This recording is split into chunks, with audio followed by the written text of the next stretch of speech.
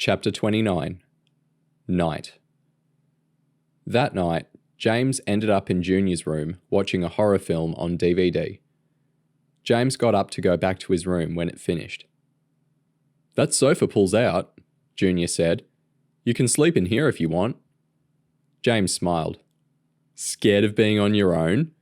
Think that guy with the bloody axe might come bursting through your window?" "No," Junior said defensively. "I just thought we could talk and stuff."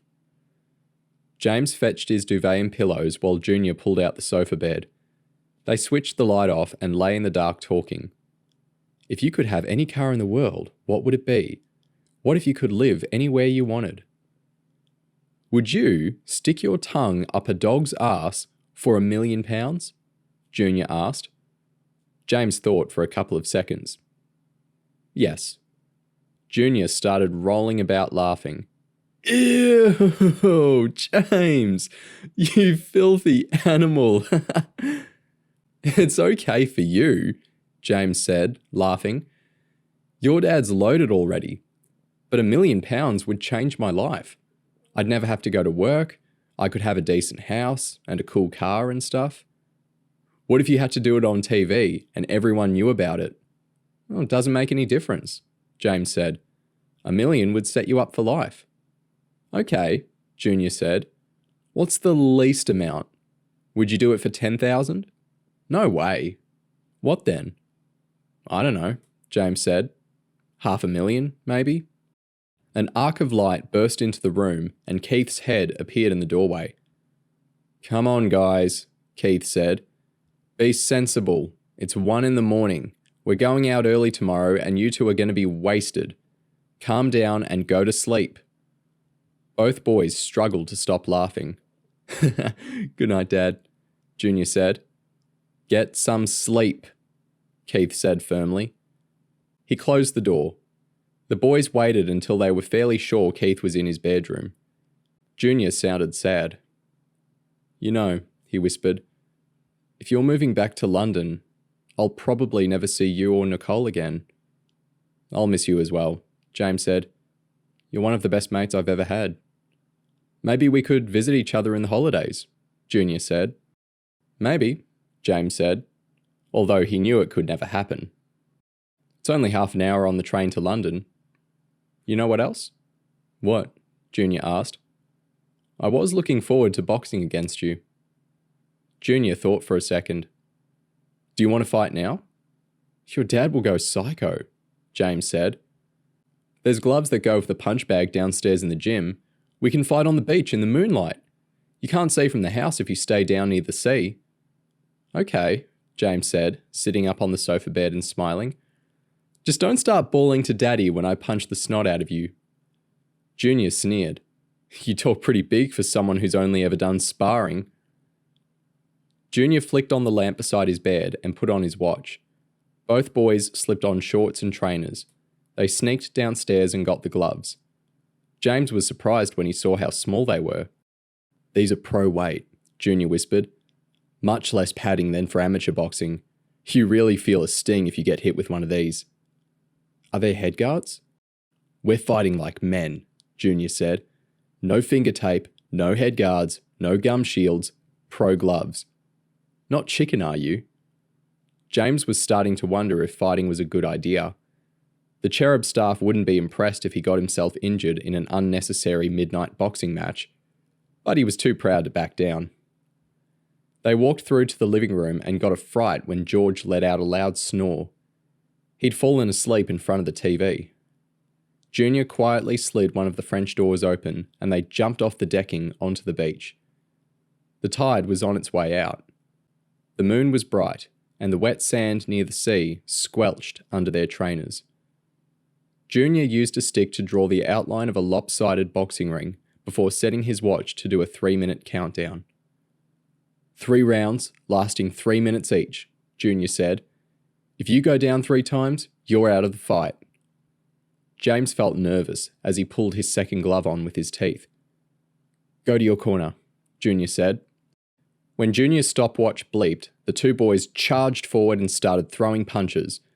With amateur gloves, even a full-force punch barely hurts, but Junior's first barrage with the professional gloves connected hard. One punch knocked James off balance. He couldn't catch his breath as he stumbled backwards. Junior sunk a blow below the elastic of James's shorts, doubling him over. Junior's next punch caught James in the side of the head. He splattered helplessly into the damp sand. Low blow, James wheezed, clutching his abdomen. The fight had only been going a few seconds, but it was a warm night, and both boys were pouring sweat. It wasn't low, Junior said. That counts as my first knockdown. James clambered to his feet. He usually loved the rush you got during a fight, but Junior was fast and strong. James had a nasty feeling he'd bitten off more than he could chew. So we're fighting dirty, are we? He said, holding back a burst of anger. That's fine by me. He threw a fast punch. Junior wasn't ready, and the thinly padded glove smashed into his nose. James's next shot was an uppercut that snapped back Junior's head. Stop! Junior shouted, groaning in pain as he wrapped his arms over his face. Jesus Christ! You idiot! What? James asked. You've got sand on your gloves. It's gone in my eye. Junior tore off a glove and started rubbing his eye. Sorry, James said. I never realised. Are you okay? Junior broke into an uneasy smile as he blinked out the sand. You know what? He said. I blame the idiot who thought up this stupid idea in the first place. James laughed. That would be you. Call it a draw, eh, James? Fair enough, James said. Now we know why they don't have beach boxing. I'm going for a swim, Junior said, kicking off his trainers. I need to wash all this sweat off. James thought he heard a banging sound as he pulled off his gloves. Did you hear that? What? Junior asked. I thought I heard something up in the house. Junior smiled. Maybe George woke up and fell off the sofa. Yeah, James laughed. Either that, or they've set loose the axe-wielding maniac from that movie. Junior waded into the sea and dived forward, turning a somersault underwater. James pushed off backwards and let a wave wash him back towards the beach. You ever had a nightmare after watching a scary movie? Junior asked. You know the film Seven? James asked as he bobbed in the surf. I love that movie, Junior said. It's totally sick. When my mum was alive, I showed off until she let me watch the video. I woke up in a state and climbed in her bed. My sister Lauren heard about it and didn't stop ribbing me for about a week. Your sister? Junior said, surprised. I mean cousin, James said, nervously covering his mistake. It was the summer holidays and Lauren was staying at our house. Ringo used to tease me when I was little, Junior said. I'd ask him to put on my Pingu video and he'd stick on the Terminator to scare me.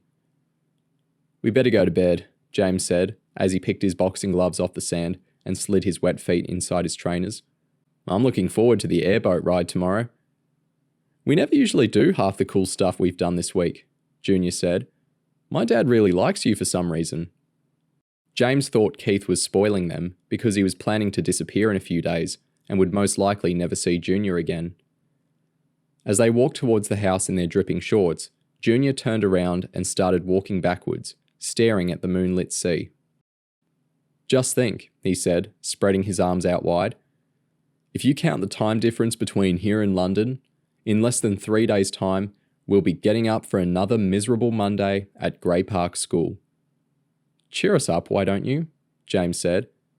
Is your eye okay now? Stings a bit, Junior said. I wish we could have had a proper fight. James clambered onto the wooden decking at the back of the house and put his foot inside the sliding door. His trainer slipped in something wet. He rested his palm on the wall to steady himself. The light was on in the kitchen, and George's body had rolled off the sofa on the floor. Something's going on, James said edgily. Junior grinned. What is it? The axe murderer? I'm serious, James said, lifting his trainer out of the sticky liquid. He felt like his head was going to explode when he realised it was blood. Give over, James, Junior said. You're not scaring me. Junior stepped through the door and noticed George on the floor. "Ha! He really did fall off the sofa," Junior laughed. James crouched down and clicked on a table lamp. Junior saw George was dead, realised his trainers were planted in a puddle of blood, and let out a massive scream. Chapter 30. Body.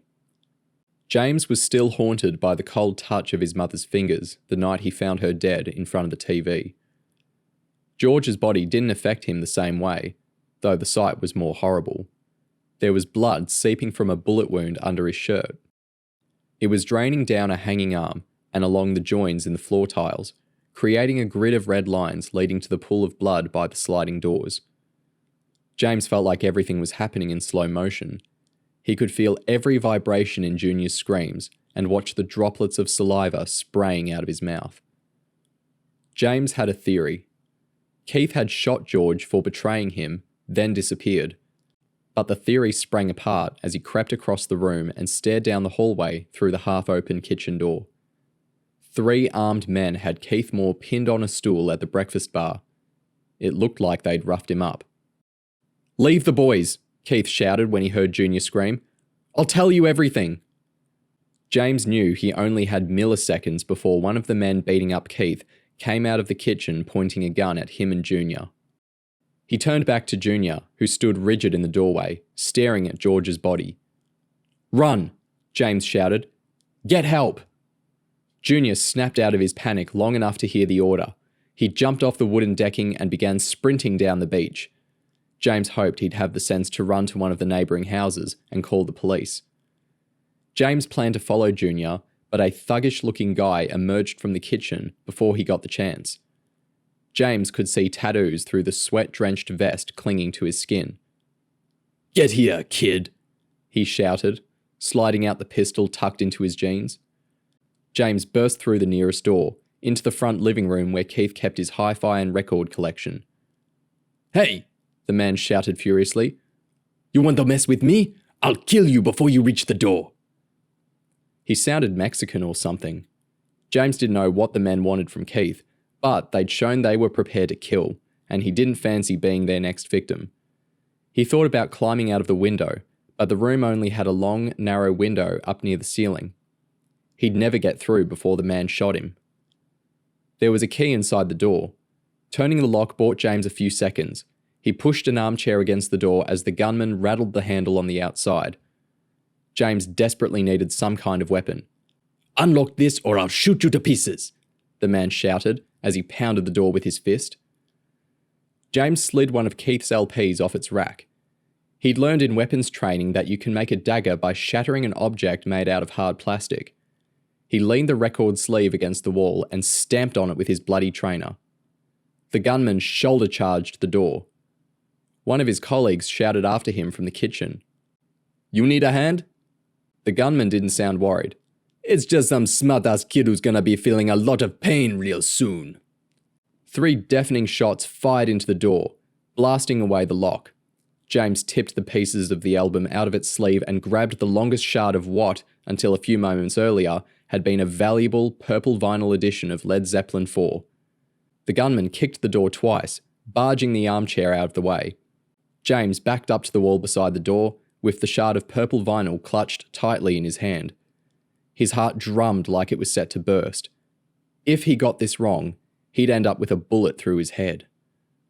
The second he saw the pistol coming through the door, James grabbed the muzzle with one hand while plunging the sharp piece of plastic into the gunman's wrist. The man screamed out. His fingers sprang apart and James snatched the gun before backing up to the opposite wall and turning it around so that his finger was on the trigger. The man tugged the plastic out of his arm as he stumbled over the armchair. He faced James off with a self-assured grin. "Big gun for a little boy, eh?" he said, showing off a rack of yellow teeth. "Are you really gonna shoot me?" Some sort of commotion broke out in the kitchen. Keith Moore screamed in pain. Get on your knees and put your hands on your head," James stuttered. The man edged closer. James remembered his firearms training. From a safe position, you can shoot to wound, but if you're in mortal danger, you can't risk missing. You have to aim for the biggest target, the chest. Don't make me shoot you, James said desperately. The gun weighed 1 billion tons in his trembling hands. The man ignored the threat and kept moving closer. James didn't want to shoot, but what choice was there? He held his breath to steady the gun. You ain't gonna kill nobody, the man sneered as he lifted his shoe off the carpet, preparing to take a step that would bring James into reach. A shockwave ripped through the room. The bullet slammed into the gunman's chest from less than 2 meters. His feet lifted off the floor as his body crashed backwards into the upturned armchair. Stunned by the fact that he just fired a bullet into a real human being, James felt sick as he scrambled over his bleeding victim and out into the hallway. James ran into the back living room, planning to escape via the beach, but another gunman was frog-marching Junior across the sand towards the house. He ducked back into the hallway, hoping the man walking up the beach hadn't spotted him. It could only be a matter of seconds before the men in the kitchen came out to investigate the gunshot. The only way out the front of the house was by walking past the kitchen door, which would be suicidal. That only left one option. Still holding the pistol, James ran upstairs. He went into his room, grabbed his mobile phone off the bedside table, and called John Jones. A woman answered. Is John Jones there? I'm Beverly Shapiro, the woman said. Is that James Beckett? Yeah, James said. Where's John? He's in the restroom. You sound worried, James. You can talk to me. I'm the Drug Enforcement Agency officer working with John. James gasped with relief. Oh, thank God. Listen, I'm at Keith Moore's house. There's a whole bunch of gunmen downstairs. They're beating Keith up, trying to get some kind of information out of him. I'll call the local cops, Beverly said. Can you make it out of the house? They caught Junior running down the beach. I think they've got guys watching outside. I'm calling the cops right now, Beverly said. You find yourself a good place to hide and keep this line open. James thought about hiding, but he didn't think he'd be safe for more than a few minutes. The cops would take longer than that to arrive, and even when they did, they'd be unlikely to come charging straight into the house and risk getting shot. James considered hiding out at the top of the stairs and shooting at anyone who tried to come up. It might have worked in a house with one staircase, but Keith's Miami home had 3. 4 if you counted the metal walkway that led across to the garage. The garage. James realised that was his best chance. He leaned out into the corridor as Beverly said something into the phone. What? James asked. I said the police are on their way. Have you found a safe place to hide? I don't think it's safe up here, James said. Someone's going to come up looking for me any second. I told you to hide, Beverly said stiffly. Keep calm and wait for the police. No way, James said. I've got to bust out. He tucked the phone into the waistband of his soggy shorts without ending the call. He sprinted down the hallway to the master bedroom and found Keith's trousers on the floor. He grabbed a bunch of keys from the pocket and rapidly flipped through them. There were keys to a couple of the Porsches and a Mercedes, but James thought the huge 4-wheel drive Range Rover would give him his best chance of escape. When he got back into the hallway, he heard footsteps on the staircase. He fired a shot towards the stairs, knowing it would make the men stay back for a minute or two. James cautiously opened the door at the end of the hallway. He checked no one was around outside before stepping onto the metal steps that linked the house to the garage. He opened the door into the garage and walked down a set of spiral stairs to ground level before unlocking the Range Rover and sliding onto the driver's seat. He put the key in the steering column and started the engine. Clipping on his seatbelt to cut off the annoying bing-bong noise, he pressed the button on the dashboard that opened the garage doors and the iron gates at the front of the house. The wooden doors, less than a metre from the front of the car, began parting slowly. James knew someone would hear them if he just sat waiting. He put the car in drive, floored the accelerator pedal and ploughed through. He had to slam on the brake to avoid a brick wall as chunks of wood sprayed in all directions around the car. As he put on full steering lock and turned towards the gate, James's heart sank. The front gates were still closed. The button on the dashboard hadn't worked. James realised the gunman must have short-circuited the automatic gate when they broke into the house. The Range Rover might have been able to break them open, but the gunmen had their 2 cars parked in front of the gates, ready for a quick getaway. As James looked around, frantically trying to work out an alternative escape, a bullet came out of a first-floor window, ripping through the roof of the car and punching a neat hole through the front passenger seat. James floored the accelerator and spun the car around. He pointed the Range Rover at the thickly planted terraces around the house, hoping the car was powerful enough to punch through 100 metres of trees and plants. If it was, he'd be able to escape onto the beach at the back of the house. The chunky front tyres reared onto a set of narrow steps. The car crawled up a gentle slope, rocking from side to side as it trampled bushes and tore a couple of small trees out of the ground. Chunks of stone and wood clattered against the underside of the car. Then it hit a massive palm tree and ground to a halt. The car slipped backwards as a second bullet ripped through the tailgate. The noise made James's eardrums pop. He thought he might have to bail out and run for it, but the car's automatic gearbox slipped into its lowest ratio. The rear tyres dug into the soft ground. James dabbed the accelerator. After a touch of wheel spin, the car toppled the palm tree and bounced over its thick trunk. At the top of the slope, the ground levelled off onto a tiled patio.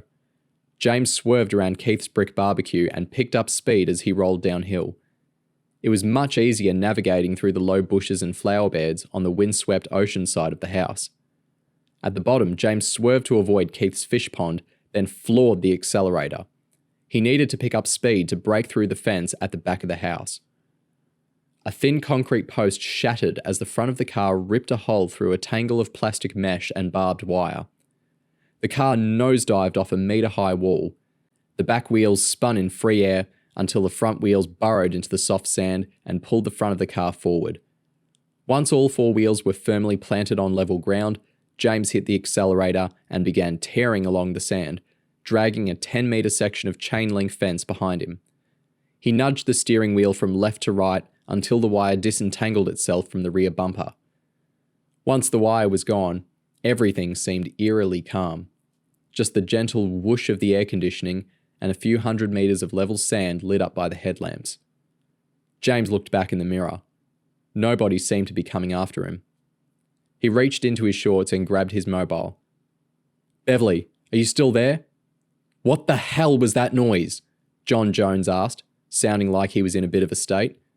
"Did I hear gunshots? Are you okay?" "I'm okay, but I might have just killed some maniac, and now they've got a hold of Junior. I'm driving along the beach in Keith's Range Rover. When I see a gap between the houses, I'm going to pull up onto the road." "Okay," John said. "You're sure nobody's following?" "Not so far as I can tell." "Do you know how to drive to the IHOP from where you are at the moment?" "Sure," James said. "It's only a couple of kilometres. I'll meet you there in 15 minutes. Beverly will be with me. She knows you're my informant, but she doesn't know anything about CHERUB, so watch what you say." "No worries," James said. "Get off the beach as quickly as you can and drive sensibly. You don't want to get picked up by the cops." The pancake place was closed, so they ended up in a 24-hour McDonald's across the street.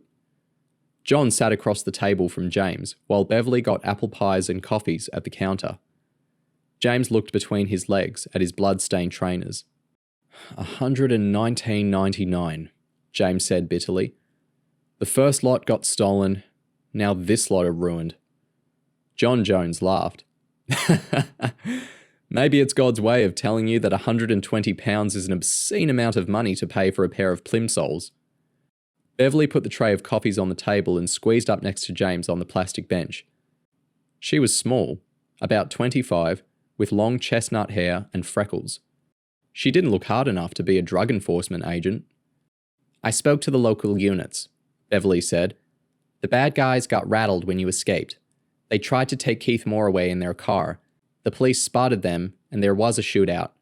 Keith Moore took a bullet through his shoulder. It's early days, but they think he'll be okay." "What about Junior?" James asked. "The guys knocked him around quite badly. He's been taken to hospital, but it's too early to say what kind of state he's in." "I hope he's okay," James said anxiously. He took a sip from his steaming polystyrene cup. "So who were those guys? What did they want with Keith?" "They're probably linked to the Lambert cartel," John said. "I'd bet my last dollar bill that they were after the numbers of Keith's secret bank accounts." "I thought Keith dealt with Lambiak," James said.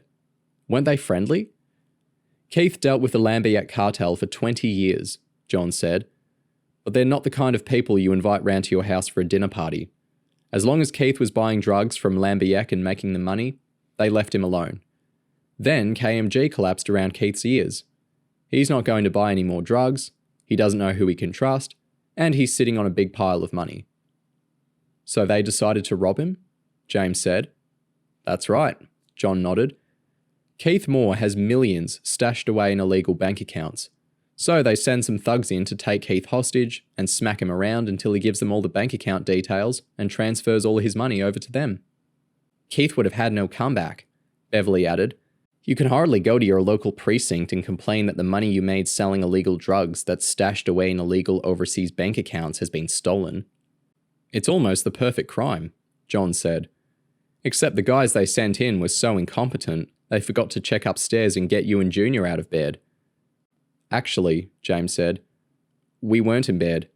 Me and Junior sneaked out and went down the beach for a midnight swim. He thought it was best not to mention the boxing match.